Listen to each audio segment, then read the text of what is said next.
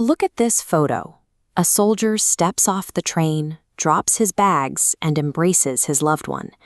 It is the image we all associate with a triumphant return, the moment a long, terrifying ordeal comes to a definitive end. But the next morning, that soldier wakes up to a reality that photos like this never capture. There are no explosions, no shouted orders, just total, absolute silence. And for a mind conditioned to chaos, that silence feels dangerous. For months or even years, their nervous system has been running entirely in the red. Every morning began with the acute biological awareness that today could be their last.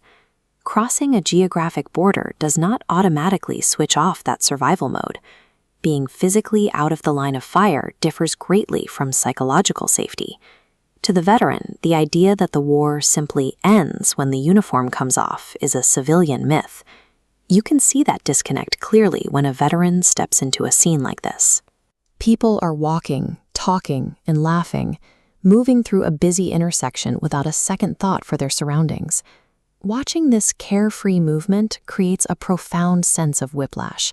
The rest of the world goes effortlessly about its business, while the veteran's internal reality remains completely anchored to a battlefield thousands of miles away.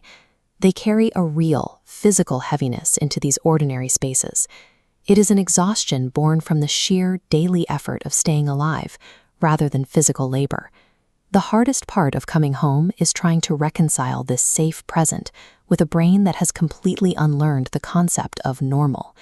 Take a perfectly ordinary sound, like the sharp pop of this car's exhaust echoing off the city buildings. To a civilian, it's just traffic.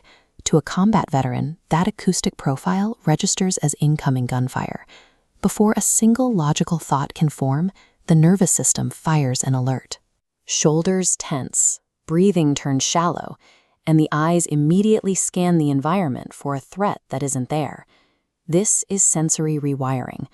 Prolonged exposure to combat forces martial law on the brain, altering how it filters data. It stops sorting information by what is pleasant and begins sorting strictly by what is a threat. The result is a person bracing for an ambush and calculating cover while standing on a quiet, sunny sidewalk. This hidden biological toll explains why being called a hero can feel so hollow. The praise is meant to bridge a gap, but it only highlights how impossible it is for civilians to grasp this sensory burden. The veteran lives under an aggressive, inescapable overlay, where the past dictates exactly how they experience the present. Daylight and busy streets offer distractions, but at night, the sensory input drops to zero, and those external defenses disappear. That is when the void fills up with the faces of the people they served with. Not strangers.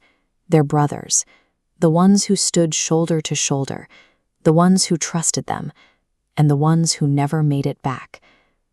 What remains in that quiet dark is the heaviest psychological anchor of all, the guilt of being the sole survivor. A single, unanswerable question loops relentlessly in the mind, paralyzing any attempt to move forward. Why them, and not me? This guilt manifests as night terrors. They wake up drenched in sweat, heart hammering, feeling completely alone in the very home they fought to return to. When confronted with this staggering scale of loss, the loudest noise is the silence left behind. Moving on feels less like a victory and more like a betrayal of those who remained. Eventually, there comes a moment in front of a mirror where the veteran has to accept that the carefree, pre-war version of themselves is gone. Accepting this loss triggers a grueling, daily campaign to reclaim the mind.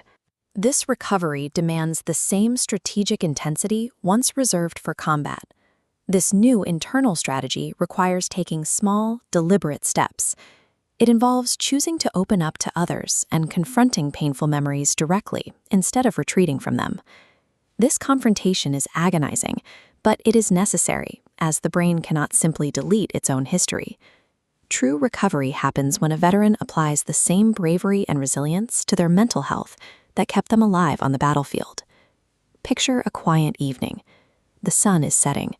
Instead of letting the stillness trigger a panic response, the veteran sits quietly, practicing the strategies that keep them anchored in the present. They take a deep breath in, and this time, the chest doesn't tighten. The heartbeat slows. The nervous system finally stands down. This state is not a return to some previous version of happiness. It is a profound, hard-won measure of peace and presence. The journey is not over. There will be difficult days ahead, but they are finally learning how to navigate the aftermath and live alongside the memories. Survival is defined by the daily, quiet heroism of choosing to stay present and building a meaningful life after the guns fall silent.